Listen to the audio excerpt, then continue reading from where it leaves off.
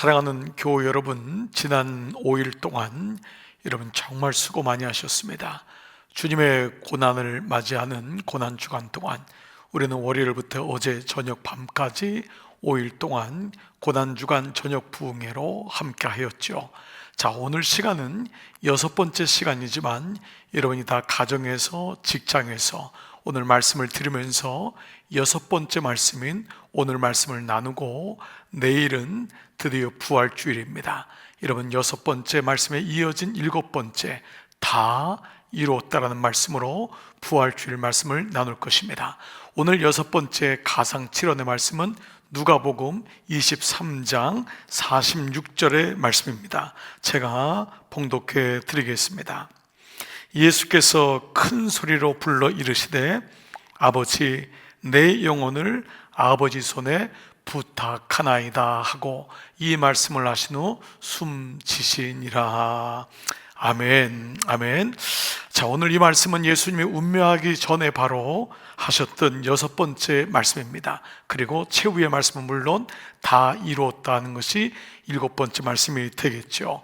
자, 오늘까지의 6번째 말씀을 보면은 아주 흥미로운 구조로 이루어짐을 보게 됩니다.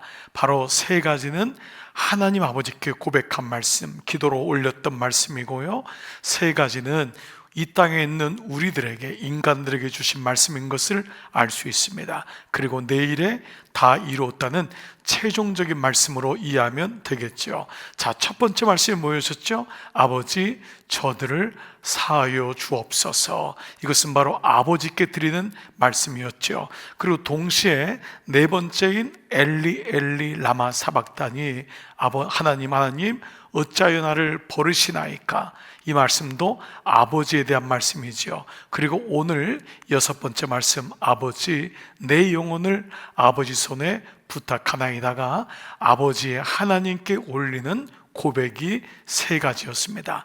그러면 동시에 우리는 또 내가 나와 함께 낙원에 있으리라는 옆에 있는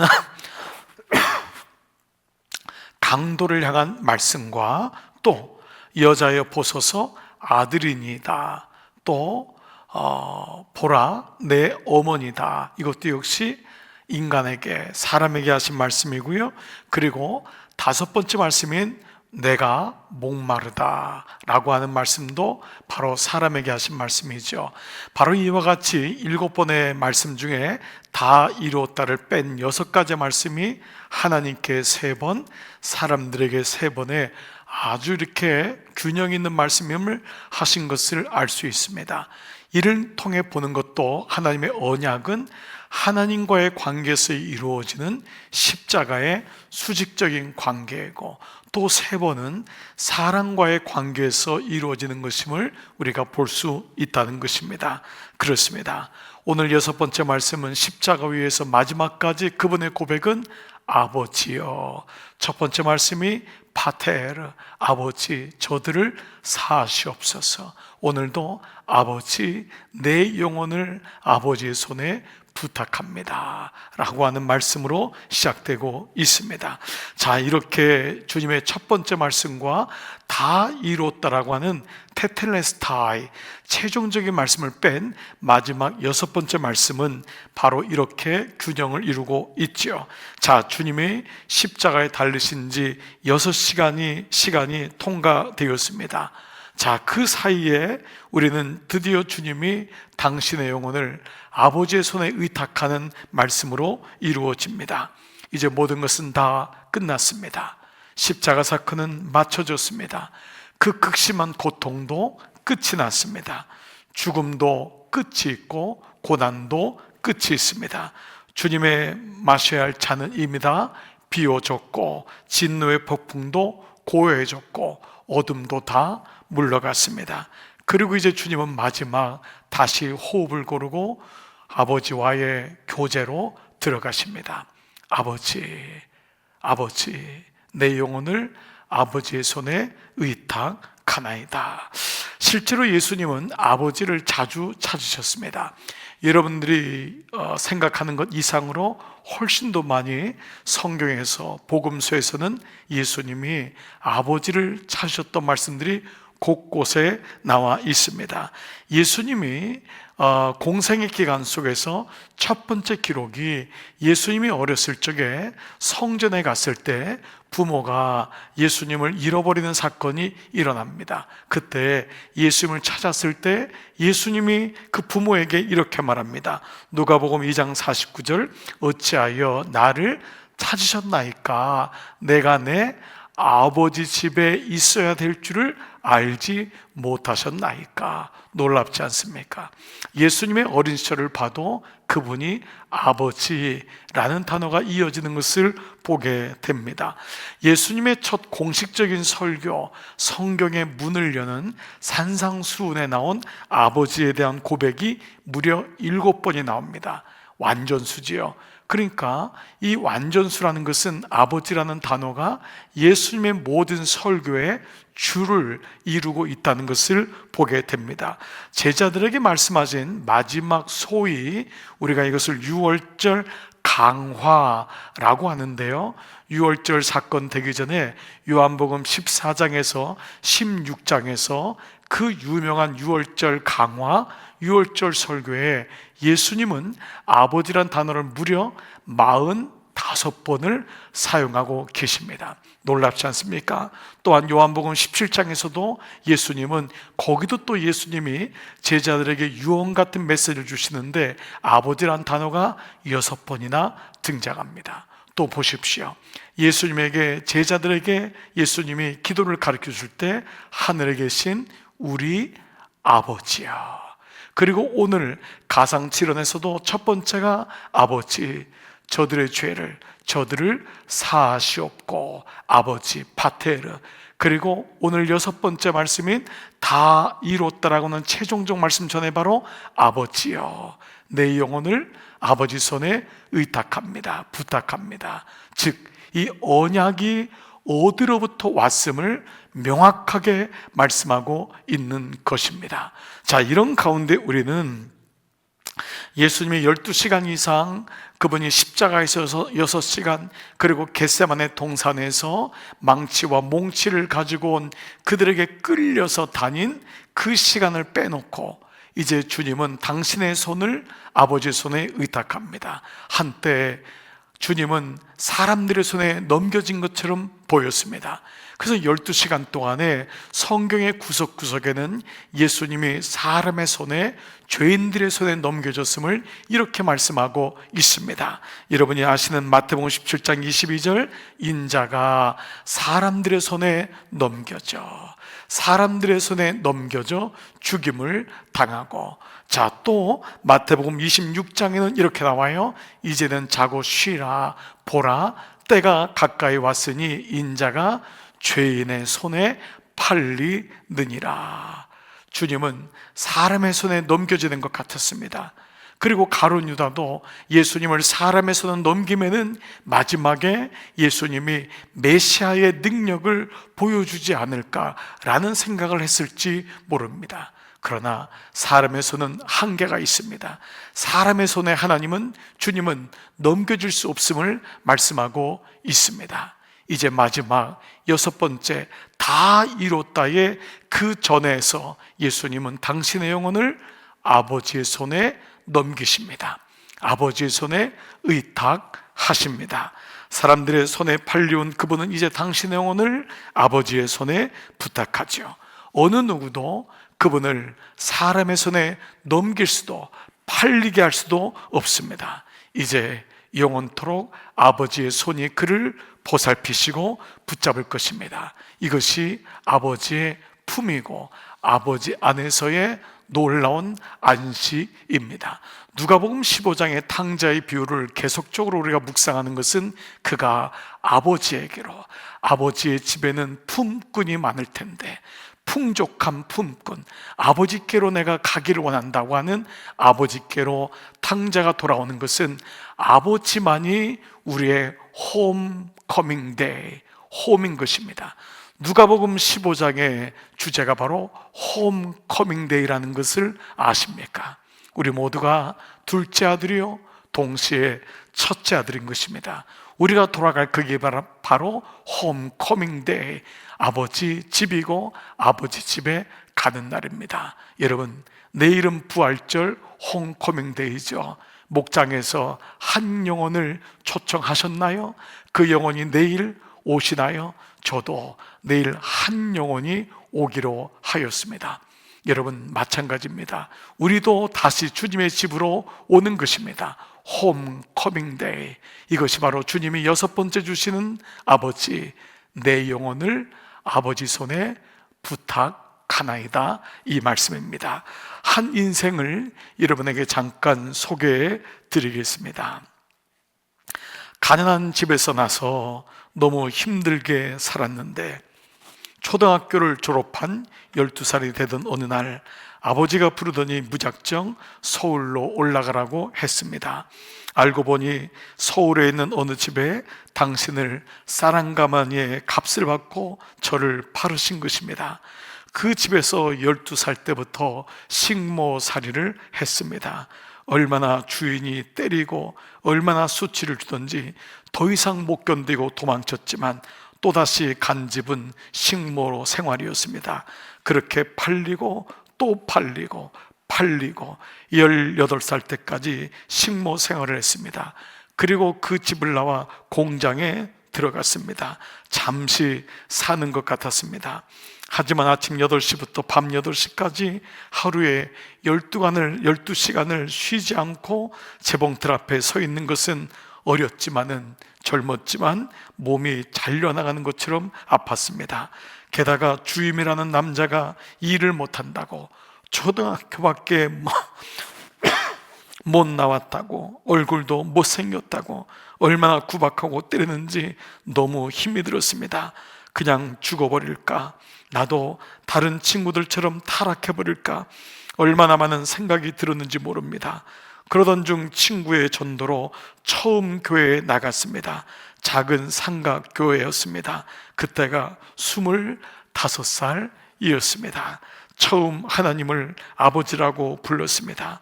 얼마나 울고 또 울었는지 그때 마음을 고쳐 먹었습니다. 이제는 팔리는 인생이 되지 말아야지. 이제는 남에게 매맞는 인생 살지 말아야지. 나에게도 아버지가 있는데 혈육의 아버지는 나를 팔았지만은 하나님 아버지는 나를 위해 당신의 아들까지 십자가에 주셨는데 내가 이제 진짜 아버지, 진짜 사랑을 찾았는데 이전처럼 살지 말아야지, 죽지 말아야지 믿음으로 살기로 마음먹었습니다. 타락하지 않기로 작정했습니다. 하지만 어떤 남자도 믿을 수 없어 결혼은 생각하지도 못하고 살게 되었습니다. 그러던 어느 날 지인의 소개로 한 사람을 만났습니다. 결혼이 한참 늦은 시골 노총각이었는데 가난은 하였지만 착해 보였습니다. 그래서 2가지만 들어주면 결혼하겠다고 말했습니다. 첫째, 주일에 교회에 가게 해주면 결혼하겠다고 했습니다. 둘째, 때리지만 않으면 결혼하겠다고 했습니다. 감사하게도 그 남편은 2가지를 다 들어주었습니다. 그래서 성심을 다해 섬겨 주었습니다. 그러던 어느 날 남편은 자기를 따라 교회에 나오더니 아무 말 없이 자기 옆에서 예배를 드렸고 이후에 정말 한 번도 때리지 않았습니다. 그리고 너무도 놀랍게 나중에 남편은 시골교회 장로님이 되셨습니다. 또 열심히 일해서 서울 외곽으로 이사도 올 수 있었고 조그만 가게도 하나 내어서 남편과 함께 열심히 일해서 작은 집 하나도 마련할 수 있었습니다. 3남매를 낳았는데 고맙게도 다 믿음이 좋고 다 초등학교 선생님이 되었습니다. 돌아보니 다 아버지 하나님의 은혜였습니다. 제가 이전에 섬겼던 한 권사님이 당신의 인생을 돌아보면서 보내주셨던 그분의 인생이셨습니다. 사랑하는 여러분, 여러분은 아버지를 만나셨습니까? 여러분은 아버지 안에 주시는 이 은혜를 경험하고 있습니까? 예수님은 당신의 인생의 처음부터 십자가에서 마지막 첫 번째 고백인 아버지여부터 다 이뤘다라고 하는 구속사의 성취를 맞이기 직전의 말씀도 아버지여 내 영혼을, 그는 아버지께 당신의 인생을 복종시키셨습니다. 피곤한 가운데서도, 그 일이 많은 일정 가운데서도 새벽 미명이면은 어김없이 주님 앞에 나가 아버지를 찾았고 주님의 뜻을 물었습니다. 중요한 일을 앞에 둘 때마다, 제자들을 선택할 때마다, 중요한 결정을 할 때마다 아버지의 뜻을 물었습니다. 기적을 보고 사람들이 당신을 메시아라고 오해할 때도 한적한 곳으로 물러나 아버지의 뜻을 구하였습니다.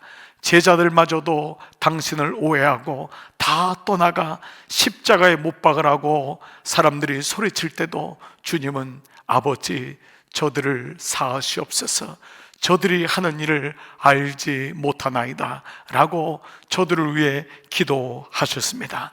그리고 마지막 십자가를 앞두고 오늘 아버지여, 만일 아버지의 뜻이거든, 겟세마네의 동산에서의 그 기도가 이어지고 있습니다. 아버지의 뜻이거든 이 잔을 내게서 옮기시옵소서, 그러나 내 원대로 마옵시고 아버지의 원대로 되기를 원하나이다. 이 고백으로 주님은 계속적으로 아버지를 찾았습니다. 예수님은 십자가 위에서의 죽음도 이뤄하셨습니다. 임종의 마지막 순간에도 오늘 6번째 고백처럼 하나님은 아버지를 찾으셨습니다. 아마 여러분도 그러실 것입니다. 어려운 일이 오거나 낭패된 일을 당할 때마다 아버지, 우리의 입술에는 아버지가 떠나지 않습니다. 웬 은혜입니까? 여러분 놀랍지 않습니까? 저는 아버지를 만났고 아버지를 부르게 되었죠. 여러분도 그렇지 않습니까? 아버지를 만나고 아버지를 부르게 되었죠. 아까 소개했던 그 권사님도 아버지를 만났고 아버지를 부르게 되었죠. 우리의 인생의 마지막에도 그럴 것입니다. 우리가 마지막에 붙잡을 것은 내 이름도, 세상의 어떤 권력도, 명예도, 내 통장에 쌓여있는 물질도 아닙니다. 우리는 모든 것을 다 놓고 가지만 우리가 마지막에 부를 이름은 예수님의 오늘 6번째 고백처럼 아버지여, 이 고백인 줄 믿습니다. 그렇습니다. 우리의 영혼을 아버지 손에 부탁하는 것입니다. 그래서 여러분, 사도 바울처럼 우리도 이렇게 고백할 수 있을 것입니다. 사도 바울은 디모데후서 1장 12절에서 이로 말미암아 내가 또 이 고난을 받되, 사도 바울은 죽기 직전까지 고난을 받았다고 했습니다. 너무 고난이 컸습니다. 그런데 이 고난을 받되 부끄러워하지 아니할 것은 내가 믿는 자, 그 아버지를 내가 알고 또한 내가 의탁한 것. 성서학자들은 사도 바울이 하나님께 의탁한 것이 뭘까? 이 앞에 있는 고난을 받되 부끄러워하지 아니하고 고난 가운데 복종하지 아니하고, 주님, 내가 고난 속에서도 아버지의 이름을 부르겠습니다. 제가 제 영혼을, 믿음을 지키겠습니다. 그것이 마지막에 사도 바울이 하나님 아버지께 의탁한 것이 아닐까, 대부분 그렇게 얘기합니다. 즉, 내가 그분을 알고 또한 내가 마지막 순간, 고난의 순간에도 주님을 배반하지 않겠다고 주님, 이 믿음을 주님께 부탁합니다. 그 의탁한 것을 그날까지 주님이 능히 지키실 것을 확신한다고 고백했던 것이죠. 그렇습니다. 오늘 여러분의 인생 속에 주님이 여기까지 인도하셨고, 예수님도 마지막에 주님을 불렀듯이 여러분의 인생의 마지막에도 주님, 아버지여를 부르시는 여러분과 제가 되기를 주님의 이름으로 소원합니다. 여러분, 이 같은 의미에서 더욱 감사한 것은 예수님이 이 땅에서 아버지여라고 아버지를 부르며 당신의 영혼을 부탁했던 것은 우리의 영혼을 아버지의 손에 부탁한다고 하는 중보자적 의미가 있음을, 대제사장의 중보자로서의 그 역할을 주님이 끝까지 하심을 볼 수 있습니다. 아버지는 바로 우리의 영혼을 맡으실 분이십니다. 그래서 예수님은 마지막에 우리 영혼을 우리들의 영혼을 아버지의 손에 부탁합니다 라고 하는 고백으로도 이 말씀은 적용할 수 있는 것이죠. 그래서 이 말씀은 아버지여, 저들의 영혼을 아버지 손에 아버지께 부탁드립니다. 첫 번째는 아버지여, 저들을 사하시옵소서, 저들을 제거해 주십시오. 마지막 다 이뤘다라는 최종적인 약속의 성취 바로 전에 있던 아버지여, 저들의 영혼을 아버지께 부탁하나이다. 바로 이 고백이 예수님의 고백이었습니다. 예수님은 처음부터 마지막까지 한 영혼을 향한 그분의 마음이 있음을 보여주고 있습니다. 그래서 그분이 선한 목자이신 것입니다. 잃어버린 한 마리 양을 찾기 위하여, 아니 찾아낼 때까지 나머지 99마리를 들에 놔두고 헤매시다가 찾음에 그 양을 어깨에 메고 즐거워서 집에 돌아와 모든 이웃과 친지들을 불러, 친구들을 불러서 내가 잃어버린 양을 찾았다고 잔치를 벌이시는 하나님, 그분이 바로 예수님이신 것입니다.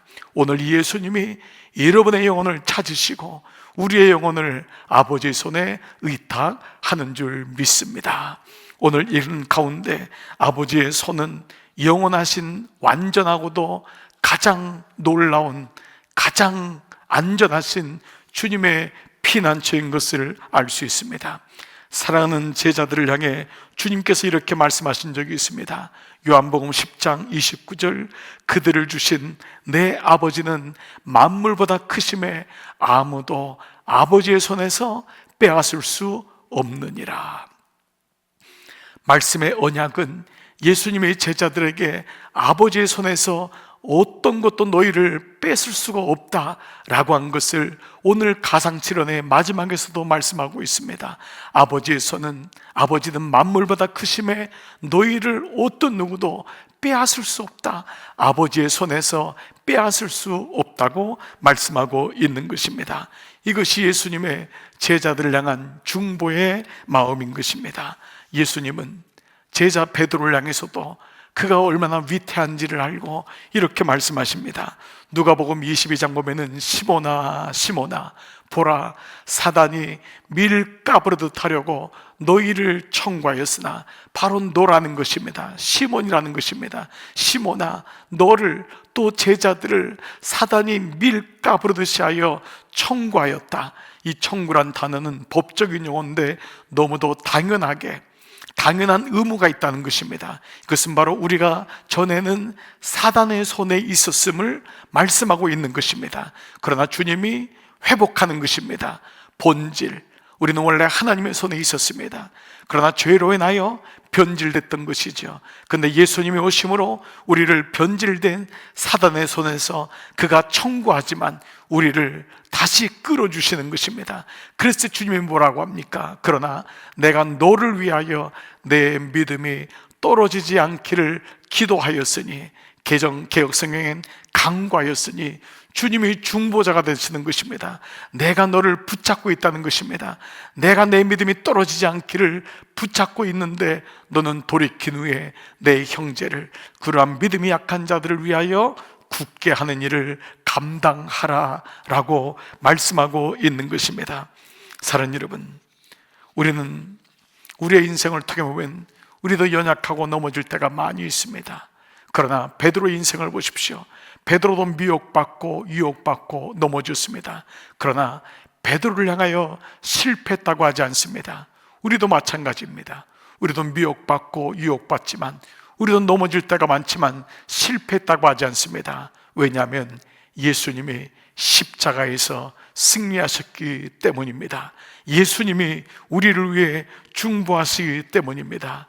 바로 밀 까부르듯이 까부는 이런 사단의 계략과 유혹과 미혹 속에서도 나를 붙잡고 있는 것은 바로 주님이시라는 것입니다. 내 인생을 붙잡고 있는 것은 내가 아닙니다. 때로는 나의 이것이 내 인생을 보장하는 것 같고, 내가 이만큼 똑똑하게 살아왔으니까 내 인생이 안전한 것 같지만, 주님의 손에 붙잡히지 않는 이상 어떤 것도 안전하거나 보장받지 못함을 우리는 알게 됩니다. 사랑하는 여러분, 여러분의 영혼은 안전하십니까? 그 이유는 여러분을 너무도 주님께서 귀하게 여기기 때문입니다. 여러분의 한 영혼이 너무도 소중하고 너무도 귀하기 때문에 주님께서 여러분의 영혼을 붙잡고 있는 것입니다. 여러분의 영혼은 귀중한 보화입니다.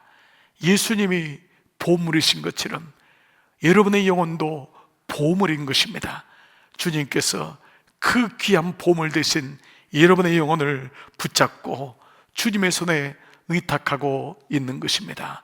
주님이 여러분의 영혼을 아버지의 손에 의탁하고 있습니다. 말씀을 마무리해 보겠습니다. 사랑하는 여러분, 가만히 세상과 사람을 돌아보십시오. 아무리 건강해도 끝날 때가 있습니다. 아무리 오래 사시는 것 같아도 그 오래 사는 이 땅의 생명도 끝날 때가 있습니다. 아무리 돈이 많은 사람도 그 돈을 다 써보지도 못한 채 인생을 마무리할 때가 있습니다. 아무리 지난날에 영화와 명예와 권력이 있다 해도 그것도 끝날 때가 곧 옵니다. 어떤 사람도 죽음을 피해갈 사람은 아무도 없기 때문입니다. 예수님의 십자가상의 마지막 치른, 마지막 가승치르는 예수님이 십자가에서 죽음을 이기신 분은 예수님밖에 없음을 죄로 인한 죽음을 맞이한 인류들에게, 인생들에게, 우리에게, 아니 나에게 주님이 말씀하고 있습니다. 여러분은 지금 무엇을 붙잡고 있습니까? 여러분은 무엇에 의지하고 있습니까? 그래서 죽음을 조금이라도 묵상했던 사람은 인생의 저몸을, 인생의 한계를 경험하고 자신의 육신을 어떻게 처리할 수 있나, 자신의 남은 것을 어떻게 해결할 수 있나요? 가까운 자식이나 가족들, 친지들, 친구들에게 남은 인생을 정리하곤 합니다. 그러나 생각해 보십시오. 그것도 거기까지입니다. 그 이후에는 어떤 것도 할 수 없음을 보게 됩니다. 그러나 인생은 거기서 마무리되는 것이 아니라는 것입니다. 인생은 그렇게 간단하지 않습니다. 어떤 사람은 죽으면 끝이지 뭐, 죽으면 땡이지. 성경은 결코 그렇지 않음을 말씀하고 있습니다. 이 땅은 안개 같고 그림자 같고 잠시 머무는 텐트 같다고 했습니다. 장막이라고 했습니다. 그 말은 인생이 죽은 다음부터 진짜가 시작된다고 하였습니다. 앞만 볼 수밖에 없는 우리, 요것밖에 볼 수 없는 우리는 마치 지금에 살아온 인생이 전부인 것처럼 속고 있지만 성경은 그 죽음이 선언되는 그때부터 영혼이란 단어가 시작되고 있음을 말씀하고 있습니다. 어떤 사람에게는 영원한 생명이지만 어떤 사람에게는 영원한 불못, 영원한 고통, 영원한 지옥의 삶이 시작되는 것입니다. 그렇기에 우리의 인생은 여기서 끝나지 않습니다. 우리의 인생에서 남긴 것은 여기서 남겨지지만, 이 땅에 남겨지지만 하나님께로 가는 것은 바로 우리의 영혼이 살게 될 영혼이기 때문입니다. 그렇게 오늘 주님께서 다 이뤘다 말씀하시기 전에 아버지여, 내 영혼을, 예수님은 영혼이 얼마나 놀랍고도 영혼이 얼마나 가치 있고도 영원한 것임을 우리에게 알려주십니다. 예수님도 내 영혼을 아버지의 손에 부탁하나이다 라고 고백하셨던 것입니다. 예수님은 당신이 어디로 가는지를 정확히 알고 계셨습니다. 그래서 예수님을 믿는 하나님의 자녀도 다른 것입니다. 이 땅에서 많은 것을 그도 남길 수 있습니다. 열심히 일하고 성실하게 산 결과일 것입니다. 그러나 남은 것은 땅에 남지만 우리의 영혼은 영원하신 전능하신 하나님 앞에 가는 것을 그리스도인은 아는 것이죠. 아무리 사단이 이 땅에서 우리의 영혼을 달라고 청구하여도 예수님이 마지막 6번째 당신의 영혼을 아버지께 부탁하고 우리의 영혼을 아버지에 부탁했던 것처럼 이제는 우리의 영혼을 빼앗길 수 없음을 성경은 선언하고 있습니다. 그래서 아무 염려 없습니다. 그래서 이제는 두려워하지 않습니다. 내 영혼, 내 영혼, 내 영혼 평안해. 주님의 은혜 가운데 내 영혼은 안전합니다. 내 영혼은 두려움이 없습니다. 내 영혼은 더 이상 염려하지 않습니다 라고 고백할 수 있는 것입니다. 사랑하는 여러분, 오늘은 토요일이죠. 토요일을 보통 비애의 날이라고 합니다. 금요일을 성금요일, 주님이 십자가에 달린 성금요일이었지만 이 토요일은 주님이 무덤에 계시기 때문에 많은 사람들이 비애의 날, 비극적이고 애통하는 날이라고 했습니다.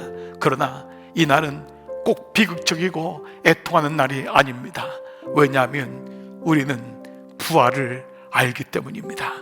영원한 생명이 부활하는 그날, 영원한 생명을 주님 앞에서 완전한 삶을 누리고 영원한 생명을 누리는 그날, 그 시간이 있기 때문에 우리는 이 날을 비의 날이라고 하지 않습니다.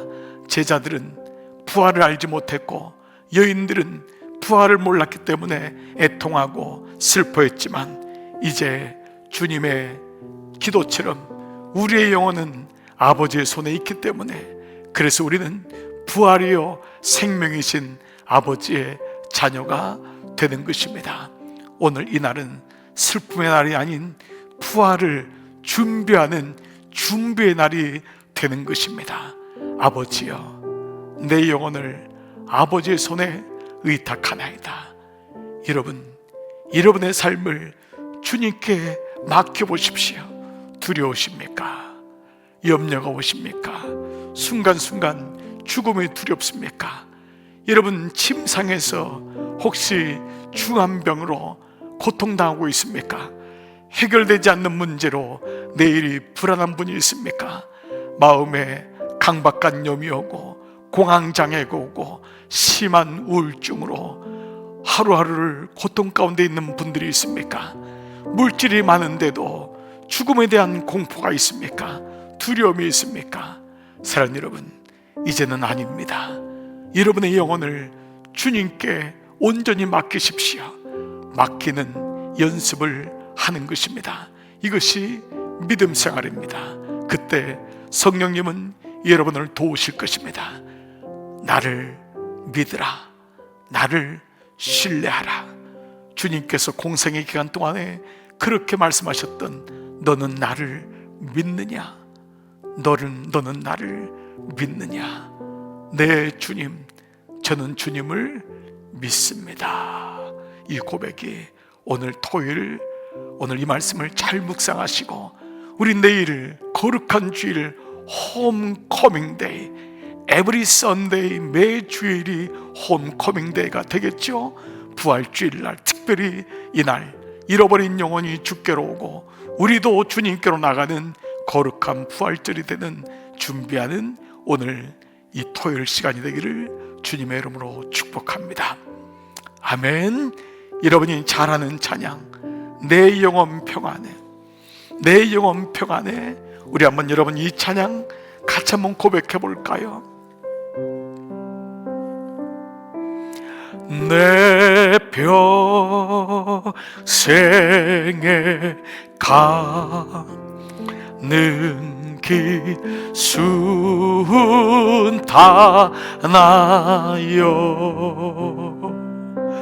늘 찬찬한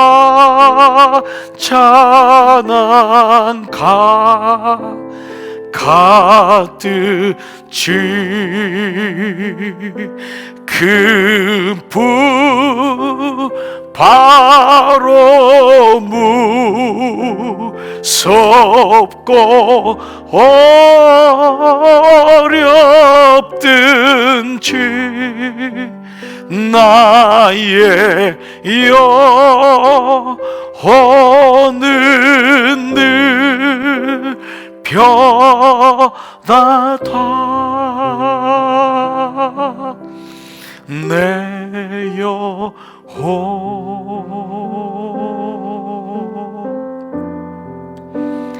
평안해.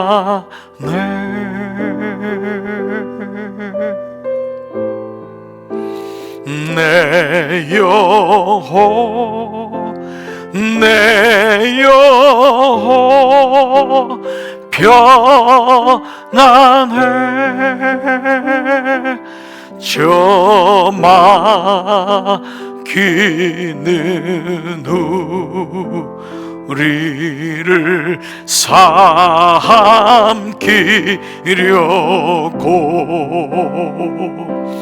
입 벌리고 달려와도 주의 수는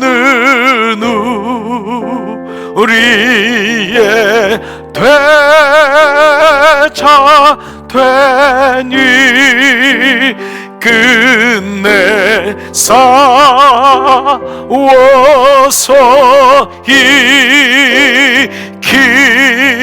이기리라.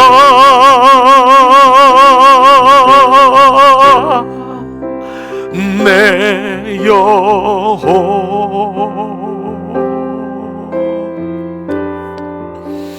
평안해. 아멘 아멘. 내 영혼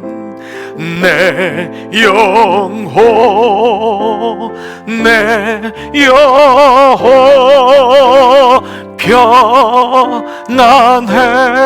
내 지은 죄 내 지은 죄 주 홍빛 가더라도 아멘 아멘. 주의 수께 다 하래며 그 십자가 피로써 다시 스사 흰눈 같이 터져 하리라.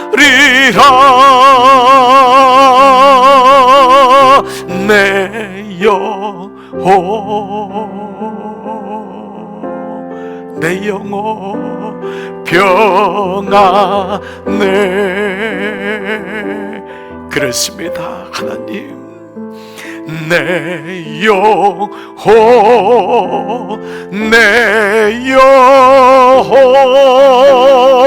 평안해.